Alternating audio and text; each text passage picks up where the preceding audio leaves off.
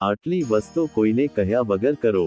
કોઈને કહ્યા વગર મુસાફરી કરો, કારણ કે લોકો તમારી ગતિવિધિ પર નજર રાખશે. કોઈને કહ્યા વગર જીવનસાથી શોધો, જેથી લોકો તમારી વચ્ચે દાખલ ન કરે. કોઈને કહ્યા વગર પૈસા કમાવ, નહીંતર લોકો તમારી પાસે ઉધાર માગશે.